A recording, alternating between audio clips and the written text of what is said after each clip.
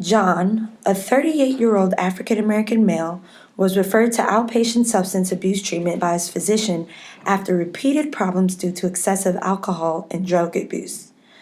During a psychosocial assessment, he described an extensive history of problematic alcohol and other drug abuse. John reported that he drank nearly every day in his early 20s, usually consuming 3 to 5 beers on each occasion. By his mid 20s, he began drinking greater quantities of alcohol on weekends, like 8 to 10 drinks on Fridays and Saturdays, and on days when he went to local sporting events or watched them on television, and experienced occasional blackouts. He began experimenting with cocaine in his mid 20s, but was not a regular user. However, during the last year, he had begun snorting it 3 to 4 times per week, or as he says it, whenever I could get my hands on it. John had previously been treated in 2 separate outpatient treatment programs, both within the last 3 years. However, he left both programs against medical advice. He said he had prolonged sobriety, 1 to 2 months, on 3 different occasions in the last 3 years in an effort to prove to himself and his wife he could control his use. He noted that each of these periods of abstinence ended after verbal fights with his wife, whom he described as critical, demanding, and she doesn't forgive or forget anything. John reported that his drinking and cocaine use had gotten progressively worse in the last 6 months. With daily use of one or both substances, he reported he was on the verge of losing his job, which was causing conflict with his wife, not to mention clear financial strain. John also reported he had driven his car while intoxicated a few times a week during the months prior to the assessment. John met DSM 4 criteria for both alcohol and cocaine dependence. John was asked if he would be willing to participate in marital assessment with his wife Cynthia. He was very reluctant, emphasizing that his wife was often his biggest critic and would only use the assessment as an avenue to highlight his shortcomings as a husband. It was explained that the purpose of seeing the couple together was not to allow the assessment to become a forum for criticism, but rather to assess how his marriage might be contributing to his use and how it might help in his recovery. It was also emphasized that early sessions were only for assessment. He, his wife, and the therapist were not committing to formal treatment. With this explanation, John agreed to participate in this assessment. He signed a release of confidentiality form to allow his therapist to discuss the possibility of participation with Cynthia. John attended Cynthia's initial session.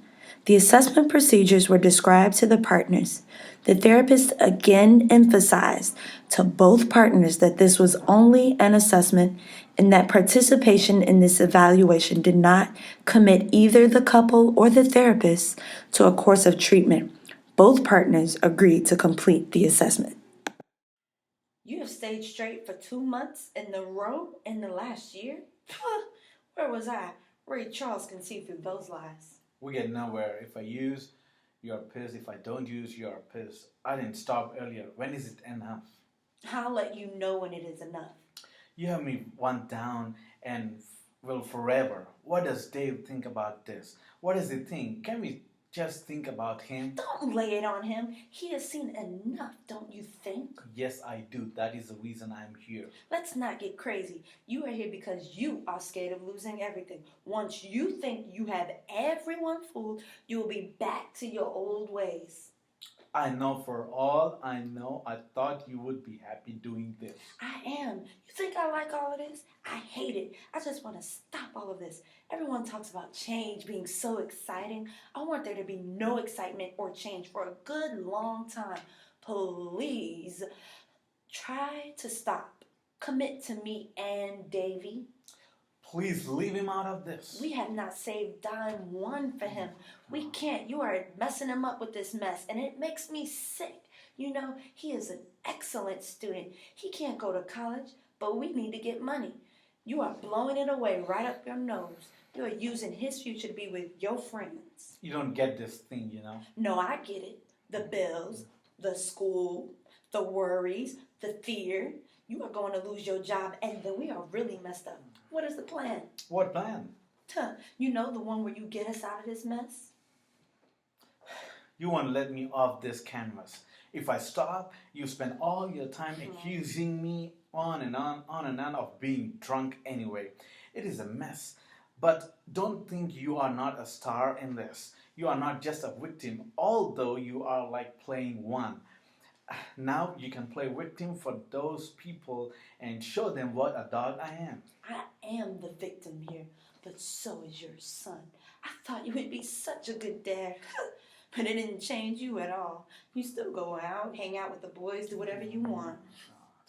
Who said it would change? When you change the game, please let me know the new rules, alright? All right. The game changed when Davy came along. You're supposed to help out. I didn't know you.